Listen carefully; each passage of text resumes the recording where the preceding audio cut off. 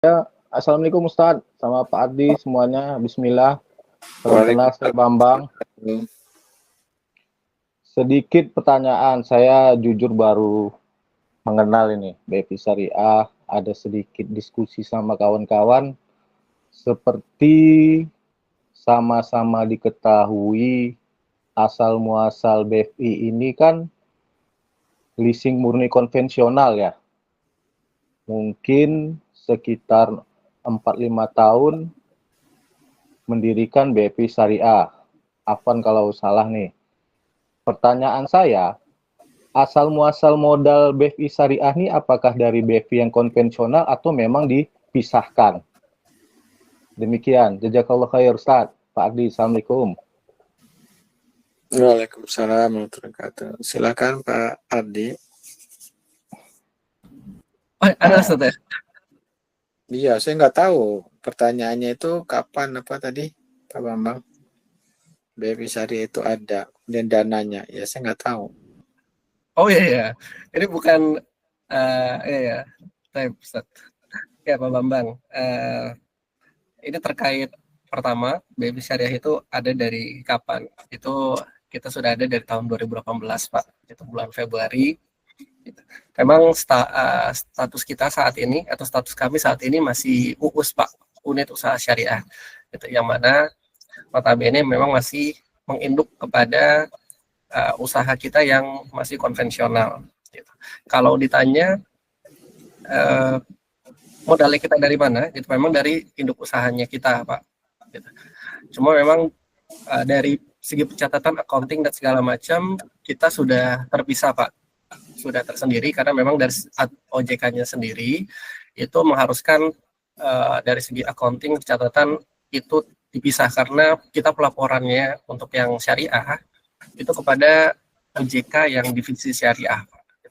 Nah, tapi kalau terkait apakah transaksinya dengan dana yang berasal dari induk yang konvensional seperti apa, gitu, itu mungkin Ustadz yang bisa menjelaskan Ustadz ya. Gitu. Kalau akadnya kita dengan perusahaan seperti apa, itu akadnya adalah investasi, jadi dari induk usahanya kita menginvestasikan dengan nilai sekian, gitu. Kalau memang ada kebutuhan lagi kita dengan untuk pembiayaan penyaluran pembiayaan kembali, gitu. Nah biasanya kita berakad dengan induk usahanya kita melalui akad korta, gitu, yang mana kita mengembalikan kepada induk usahanya kita tanpa adanya pertambahan. Seperti itu gambarannya. Mungkin dari segi syariah komplainnya atau dari segi hukum syariatnya mungkin dari Ustadz bisa menambahkan Ustadz. Bentar, berarti dari induknya itu kordon ya, pinjaman. Betul Ustadz. Pinjaman enggak berbunga atau tidak? Tidak Ustadz. Yang dikembalikan nominalnya sama persis dengan yang dipinjam ke kita Ustadz. Oh ya.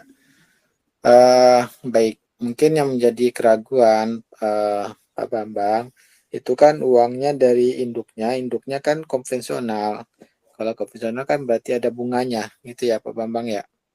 Ya, apakah boleh itu menjadi modal bagi BFI sebagai pinjaman untuk melakukan usaha sesuai syariat Islam? Nah, memang induknya itu usahanya memang ada ribanya, tetapi pasti juga ada uang halalnya, ya kan?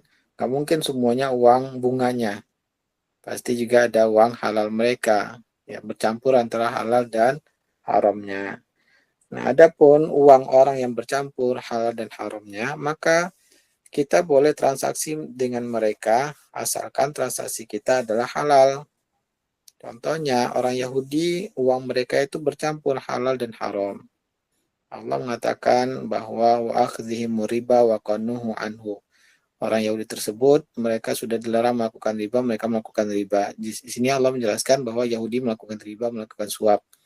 Nabi melakukan transaksi di orang Yahudi jual beli, ya. Maka ya ini dibolehkan kalau dengan transaksi dengan orang yang hartanya bercampur halal dan haram. Maka tadi yang unit syariah mendapatkan pinjaman tanpa bunga itu adalah sesuatu yang dibolehkan.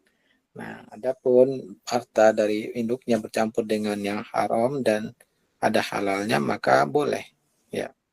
Karena uang itu zatnya adalah halal. Maka yang paling penting bagi kita adalah bagaimana transaksi kita dengan orang itu harus sesuai dengan syariat Islam. Nah, adapun induknya yang melakukan bunga, maka ya induknya yang berdosa. Begitu. Wallahu alam. Jazakallah khair, Pak Ustadz sama Pak Ardi. Ya, wa Jazakallah, Ustaz. Siap.